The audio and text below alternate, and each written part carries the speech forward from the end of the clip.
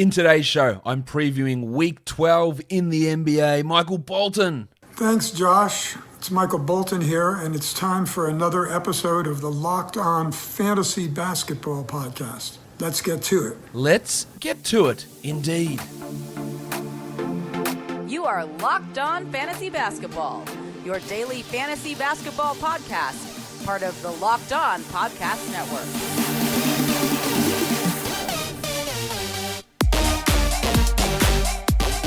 Hello and welcome to the Locked On Fantasy Basketball Podcast, brought to you by Basketball Monster. My name is Josh Lloyd and I am the lead fantasy analyst at basketballmonster.com and at Yahoo Sports Australia. And you can find me on Twitter as always at redrock_bball and on Instagram at Locked On Fantasy Basketball. We're here for another weekly preview, Week 12, which is actually Week 13, but for fantasy people, it is Week 12. I know that's confusing. It confuses me, but here we are. It's the week that's beginning on the 15th of March. Let's talk about that right now, and let's start by looking at how the teams break down their games, because we have one team that is playing a lot of games, 5 of them, in fact, to the Los Angeles Lakers.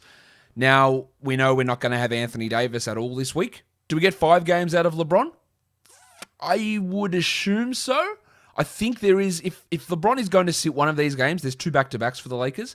They have a back-to-back against the Warriors and the Wolves on Monday, Tuesday.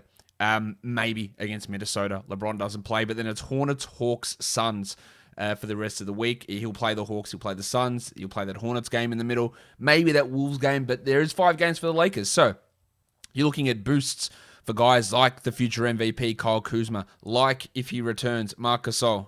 Oh, hi, Mark. Deeper leagues, you're looking at Markieff Morris and Alex Caruso, Taylor Horton-Tucker, Kentavious Caldwell-Pope. They could all be, in 5 games this week, top 150 players. So the 5 games for the Lakers is important. It's a jam-packed week, absolutely jammed. The Lakers play 5, 20 teams play 4. So you got 21 teams playing at least 4 games, and then 9 teams play 3 games. It's just going to be quicker for me to tell you the 9 games, the 9 teams that play 3 games.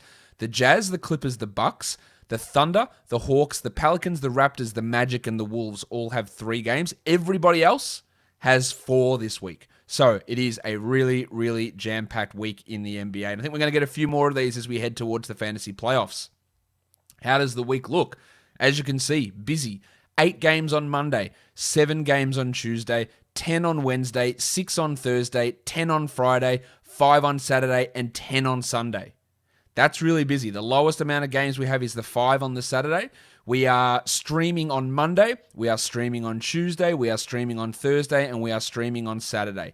Going to be tough to do it on a Wednesday, on a Friday, and on a Sunday. So we're really going to focus in on those 4 days, Monday, Tuesday, Thursday, Saturday, to stream in, because they are the lower volume days. But there is just a shit ton of play going around this week, so many games going on. Fingers crossed we don't have any of these games postponed, but that's where we're at. If we have a look at the teams that we're streaming, well, the Lakers have 4 of their 5 games on the quality days. That is the most by far of any team.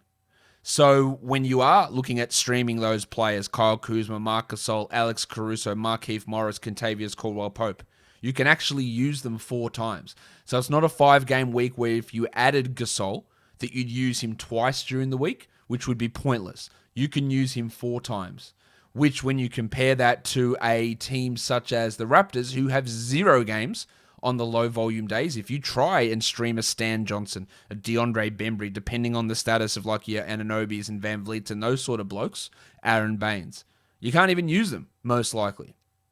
So it is a very, very big difference. The Knicks, the Hornets, and the Hawks all have 3 quality games. Now, that's important for the Hawks because they only play 3 games this week, but all 3 of them come on low-volume days. So that is super important to be able to note as well, because it's not just always about volume of games, it's about when those games take place. So a 3-game week from the Hawks, whether that's Tony Snell or Bogdan Bogdanovic that you're adding, yeah, that's way more useful than adding 4 games of a Celtics player. Tristan Thompson, perhaps. Daniel Tice, because they've got 1 quality game. So you might use that player once during the week. Whereas for the Hawks guy, you use them 3 times during the week. So the 4 games for Boston is way less impactful than the 3 games for Atlanta. And now I just use those names. Now, they may not actually make sense in terms of who is on your roster and who needs to come in and who needs to be dropped. But it is a talking point, or it's something that you need to pay attention to when looking at setting your roster or making your moves for this week. Look at back-to-backs for the week. Nearly every team has a back-to-back. 24 of them, in fact, have a back-to-back this week. Again, quicker if I just tell you who does not have the back-to-back. Now, when I talk back-to-backs, I'm also talking about back-to-backs leading into the week, so Sunday, Monday, heading into Week 12, and also the Sunday, Monday leading out of Week 12, because that can be important in terms of where resting goes and teams maybe taking it easier on some of those days. So that's what I'm talking about there. So the teams that don't have one, the Nuggets, the Pistons, the Nets, the Bucks don't have one, and the Pelicans and the Mavericks don't have a back-to-back throughout that period. These teams all have 2 back-to-backs. The Spurs, Celtics, Cavs, Rockets, Bulls, Grizzlies, Blazers, Thunder, Lakers, Raptors, Sixers, Warriors, and Timberwolves all have 2 back-to-backs. Why is that important? Well, let's start with San Antonio. Maximum Derek White. Maximum Derek. Before he got COVID, he was sitting out back-to-backs recovering from his toe injury. We have no indication whether that's still going to be the case here, but there is a real chance of that his week is marginalized, that he plays, instead of the 4 games the Spurs play, that White plays only 2 of those games because they have a Sunday, Monday back-to-back leading into the week, so he could sit out the Monday, and then they have a back-to-back on the Friday, Saturday. So there is a chance. He could play 4 games, but there is a chance that he plays 2 games this week. That's important. You go through these other ones. The Rockets, Victor Oladipo. He's going to sit a back-to-back, or they got 2 back-to-backs again. One of those is a back-to-back leading out of the week, the Sunday, Monday at the end of the week, so Oladipo's probably fine in terms of missing that game this week, but they do have another earlier back-to-back on the Tuesday, Wednesday. So fire up your Kevin Porters and Sterling Browns and Kenyon Martins in that scenario. The Thunder with Al Horford. They've got 2 back-to-backs this week as well. So when Horford sits, again, is going to be a big question mark. If we have a look at where their schedule lies, they actually have that back-to-back. Actually, sorry, no, they only have the one back-to-back, and that is the one leading out of the week, the Oklahoma City Thunder. They've got the back-to-back across this weekend, Saturday, Sunday, but they do go the Sunday, Monday last week. Or at the end of the week, sorry. And they're probably the most important back-to-backs to pay attention to there across that week. Let's look at how we stream. And we stream on the low volume day. So Monday, Tuesday is a stream day. Tuesday, Thursday is a stream day. Thursday, Saturday is it's a stream combo, more to the point, because you add a player on one of those days on the Monday to get him for Tuesday. You get 2 games for the price of 1 acquisition. You add him on Tuesday for Thursday, 1 game or 2 games for the price of 1. Thursday, Saturday, the same. So who's got the Monday, Tuesday back-to-back? It's 2 teams. It's the Lakers and the Knicks. Talked about those Lakers players already. Knicks players, you're looking at Emmanuel Quickley, who had a big game today. You're looking at, depending on Elfrid Payton comes back, you're looking at RJ Barrett if he's around. He probably shouldn't be. His scoring is good enough that he is a rosterable player, even though there are foibles in other areas, but his scoring is so good at the moment.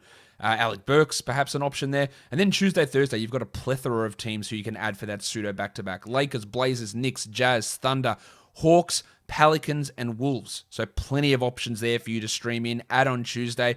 Don't worry about them on Wednesday, and then play them again Thursday. And then Thursday, Saturday, we're looking Lakers again because they've got 5 games. Hornets and Hawks. So Devontae Graham, Cody Zeller for Charlotte. Atlanta, you're looking at Bogdan Bogdanovic, Danilo Gallinari, Tony Snell. In deeper leagues, you're looking 3s for that Thursday, Saturday pseudo back-to-back. Decided to add an extra segment in here called the front and the back load. Giggity! And what we're talking about is start of the week, Monday to Thursday, versus back end of the week, Thursday to Sunday. And I am aware that there is a crossover day there, Thursday. But it's the first 4 days and then the last 4 days of the week, whose games are stacked. So the Lakers in the first 4 days of the week play 3 games. The Knicks, the Wizards, and the Hornets do as well. So you can add one of those guys to begin your week from any of those 4 teams, and they play 3 games in the first 4 days of the week. And then you'll notice that, their games play. So the Knicks only play 4 games for the week. So you'll notice that they play that 3 in the first 4 days and then 1 in the last 3 days of the week. But on the opposite side of things, the Raptors and the Magic have one game in the first 4 days of next week. So, if you're looking at adding players from the Magic, maybe you're adding Aaron Gordon because he's on your waiver wire. Just remember, you get one game out of the first 4 days, and he's not that good. Michael Carter-Williams, similarly. The Raptors banged up players, or banged up replacements, Bembry, Johnson, Baines, Davis, those sort of guys. Then the back end of the week, Thursday through to Sunday, the Blazers, the Suns, the Lakers, and the Magic have 3 games in 4 nights to end the week. Now, the Lakers we've talked about ad nauseum because they've their 5-game week. But, adding a Blazers player at the back end of the week, 3 and 4. A Suns guy, Jay Crowder. He could come into play with 3 games in 4 nights. A Magic guy, that's where you look at Carter Williams, you look at Dwayne Bacon perhaps, you look at Mo Bamba for a blocks boost to end the week. And then on the other side, the Clippers and the Bucks, in between Thursday and Sunday, they play 1 game. So if you did have Dante DiVincenzo, if you did have Nick Batum, Marcus Morris, Lou Williams, one game out of those last 4 days, you can get a lot more value by probably streaming guys in. And remember, when I talk about earlier on, when we're looking at those 10-game days, and I say you can't stream in, your roster might be set up a different way where you can stream in. So have a look. Can you add a player on Sunday? Can you add a player on Friday? Because that's going to be super important, because if you've only got 8 active players on Friday, then you can actually stream. I use that as a blanket statement because I don't know every one of your individual rosters. Literally impossible to do. I'm not Doctor Strange here. But you need to be able to understand that yourself and work out your own streaming days with the basis or the core of what I'm giving you here. But understand that there will be some variance across that as well. Let's look at some players in weekly leagues who can be added and perhaps started. Let's start in Philadelphia. Joel Embiid is out for the next 2 weeks. Great news.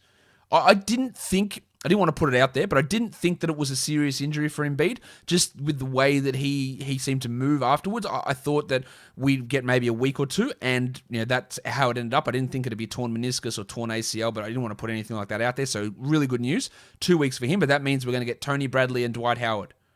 Now, Bradley started last game without Embiid. Howard will start some of these games too. If you can't deal with free throw percentage problems, which Howard provides, Tony Bradley can be a solid add for 4 games this week. He has been pretty impressive, I thought. Even last season he played okay, and he's been pretty good this year. Another big man we look at, Cody Zeller. We talked about the Hornets having some favorabilities in their schedule, but he's a strong add. Dan Green, again, 4 games for the Sixers. He's going to get lots of defensive stats. He's going to hit some threes. And then the big fella, Isaiah Stewart in Detroit. Love what he's been doing. Minutes creeping up.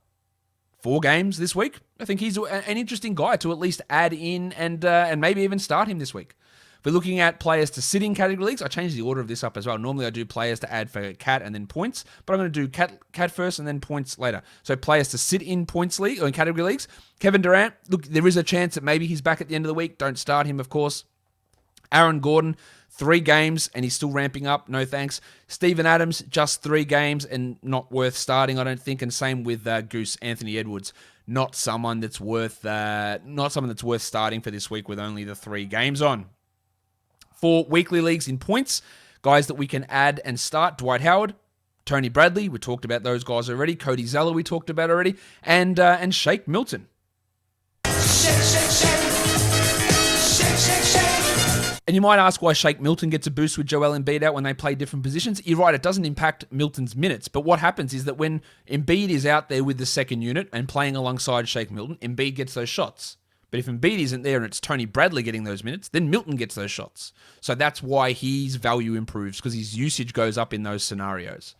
And players to sit in points leagues, similar names: Durant, Bledsoe, Adams, and Aaron Gordon over there. And another last segment I thought I'd throw into these shows here is players who could be returning during the week. Keep an eye out for it. No guarantee here, but a couple of big name Blazers. CJ McCollum and Yusuf Nurkic, there is a chance that they return by the end of the week. Not a great chance, but there is a chance that they're back this week. So keep an eye on that. George Hill could be returning for the Oklahoma City Thunder. To what role? I have no idea. I imagine it will be small, but he could be returning this week. And the other one that could be coming back towards the end of the week is Mitch Robinson. And Mitch Robinson says, I'll take it from here. We haven't had any recent updates on Robinson, but this is getting near that timeline of when he broke his hand, of when he should be returning. So just keep an eye that these guys could be returning this week. This is it. That's the end of the show. Guys, subscribe, Apple Podcasts, Google Podcasts, Stitcher, Spotify, and on YouTube. Give me a thumbs up. Leave a comment down below. Tell me how dumb I am. Whatever you want to do. Guys, we are done here. Thank you so much for listening, everyone. See ya.